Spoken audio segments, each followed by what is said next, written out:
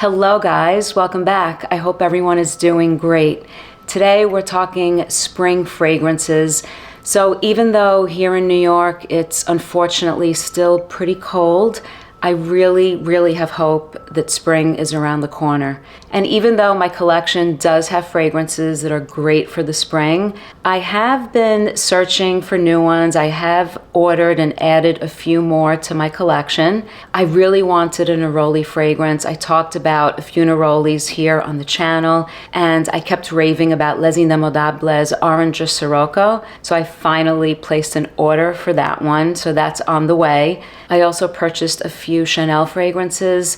Not all of them, but a lot of them really do a good job of giving you something fresh and wearable and really pleasant for the warmer weather. And what I want to talk about today is a fragrance from the house of Maison Francis Kurkdjian, which is a house that I would not say that I necessarily love. I own a few of the fragrances. I'm actually selling my bottle of Oud Satin Mood. I'm selling Baccarat Rouge 540. I'm not sure why I ever purchased that one. And I have Grand Soir, which I probably will keep in my collection for a long time. And I stumbled upon the one that I'm holding here completely and totally by mistake. So I was searching online for a bottle of the discontinued Ciel de Gamme, and I know that it has the cap, the color of this one, like a pewter. It looks like a worn-in pewter color, and this caught my attention, and I thought that it might be a bottle of Ciel de Gamme. The price was excellent, and of course it wasn't. And when I checked it out, it turned out that it was a bottle of Absolue Pour le Matin, and it's a fragrance that was basically released in 2010 and discontinued and then re-released in 2024. This bottle here is a 2017, so this is not the new formulation of Absolue Pour le Matin. The nose behind this fragrance, by the way, is Francis Kurkdjian, and I immediately went and searched up the notes and tried to look at some reviews of the fragrance, even though I wasn't quite sure the 2010 version versus the 2024, although the sites like Fragrantica and Profumo, they do have the distinction. So you can look up the 2010 fragrance and you can look up the 2024 fragrance.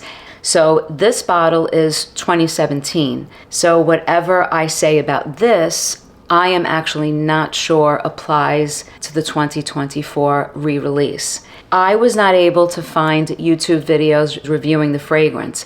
I found one video from the perfume guy, Sebastian, and he was basically in that video sort of announcing and just discussing that the house of MFK was re-releasing this fragrance as well as Reflets d'Ambre. So I wasn't able to find any reviews on YouTube, but I was able to read about the reviews of the original, the 2010 release.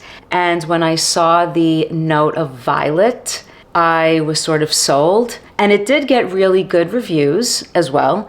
So I went for it. The price was amazing, and it was a blind buy, so I wasn't sure what to expect. And I received it about a month ago, so I've worn it a few times, and I absolutely love the fragrance. I really do. I think that it's my favorite from the house at this point, and I wanted to share my thoughts on the fragrance because I like it so much.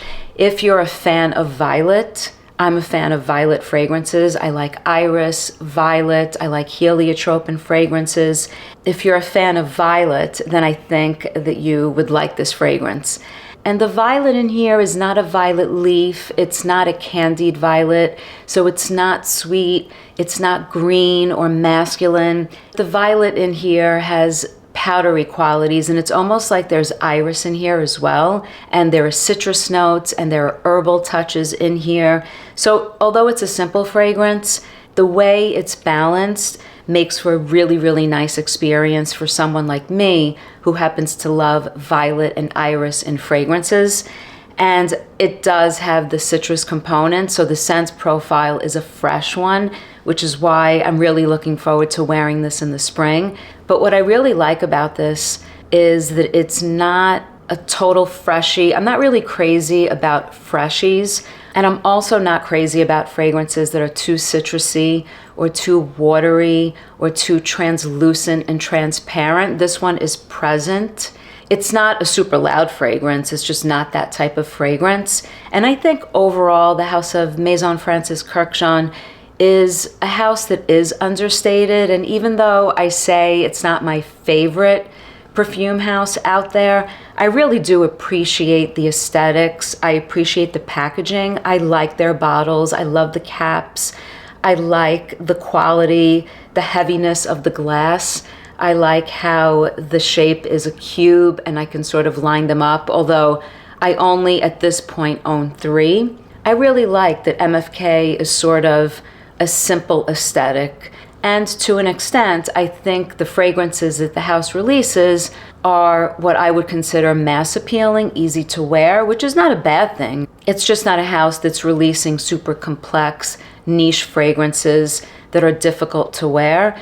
Even their fragrance, Absolue Pour le Matin, which was re-released as well last year, originally is said to be a little bit more animalic with a cumin note, and maybe the re-release was to be more mass appealing. So I have the dry down here on my wrist. I wore this as my scent of the day, and like I said, I have worn this a few times already.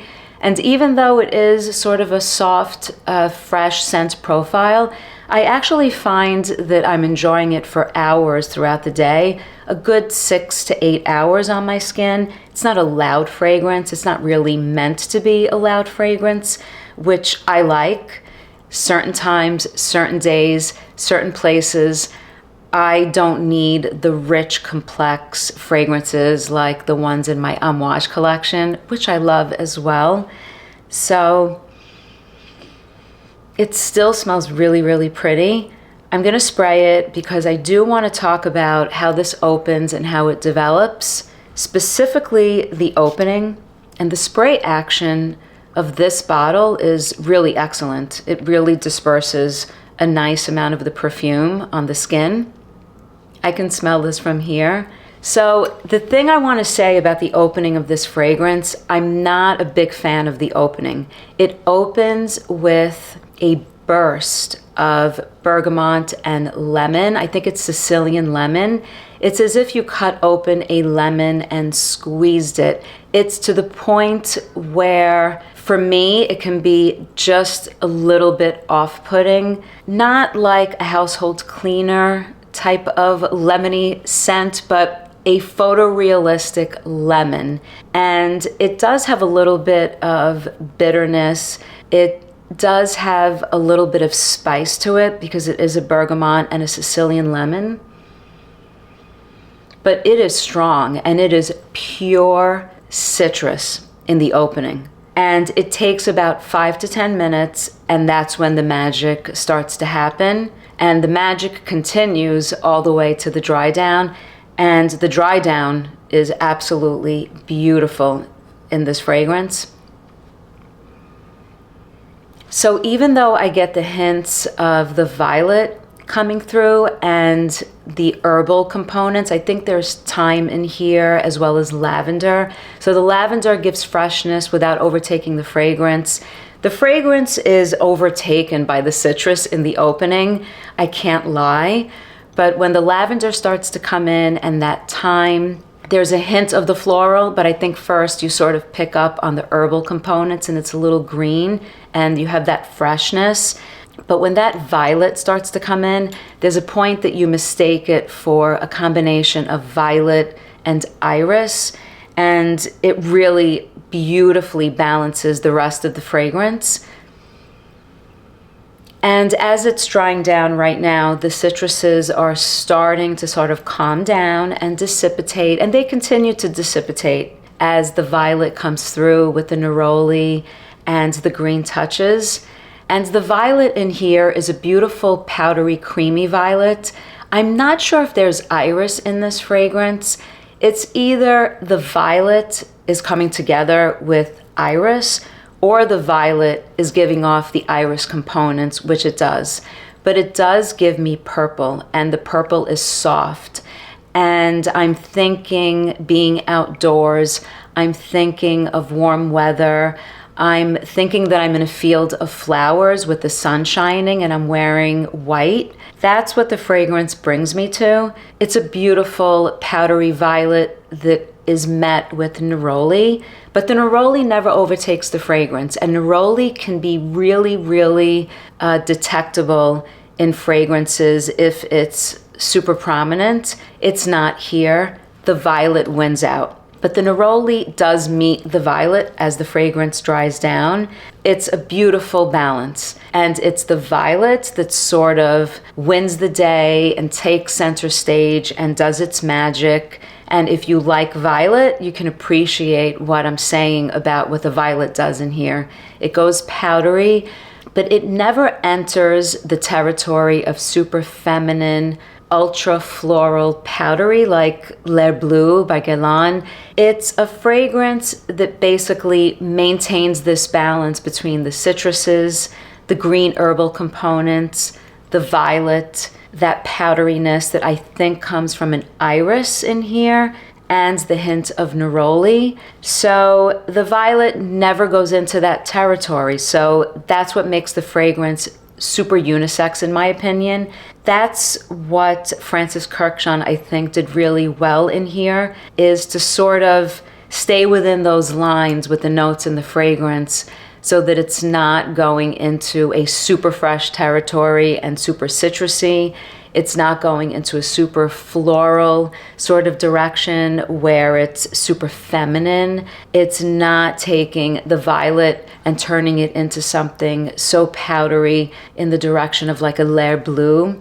And even though right now the fragrance is still hanging on to some of the citrus notes, even though the violet and all the other notes in the fragrance are sort of overshadowing it, as it continues to dry down, it continues to dissipate, which is typical of citrus notes and fragrances, so that by the time this is in the full dry down, you really do have something creamy and powdery. And in my opinion, even though one reviewer actually spoke a lot about the neroli in here, in my opinion, this is predominantly a violet-centered fragrance with background notes that balance this violet with hints of citrus, the hints of the herbal touches, a little green. You have the thyme, you have the lavender. And I think I sense iris in here because there's something powdery and delicate about it. And anything sweet about this must be coming from a natural sweetness of the florals themselves. This fragrance is not dosed with additional sweetness. So it's perfect. I love fragrances like this. And so in the end, I think that I would describe it as a fresh fragrance, but it has powdery and sort of creamy qualities to it. And it's going to be perfect for the spring. I'm really looking forward to wearing this as the weather sort of warms up. We're not there yet. It's still cold. I was still reaching for some amouage and some amber fragrances this week. But soon I think I'll be reaching for this one. And I'm glad that I added this to my collection. I think it was a lucky sort of blind buy. And I maybe should have gotten a decant of the 2024 re-release for a comparison in this video. So I'm sorry that I'm reviewing the one that's discontinued.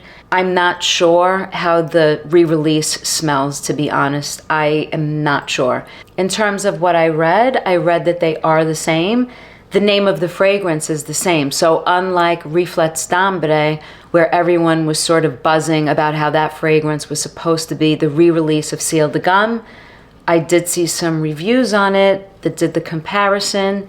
And in the end, the verdict is that Reflets d'Ambre may be a great fragrance, but it's not a re-release meant to be Ciel de Gomme. This one has been re-released with the same name. So I do think if they're the same, it's worth trying the 2024 re-release. So that's my take on this fragrance. I would say a successful blind buy. I was really pleasantly surprised. I didn't expect to like this as much as I do. So let me know in the comments if you guys have tried either the 2010 version of this fragrance before it was discontinued or the re-release in 2024.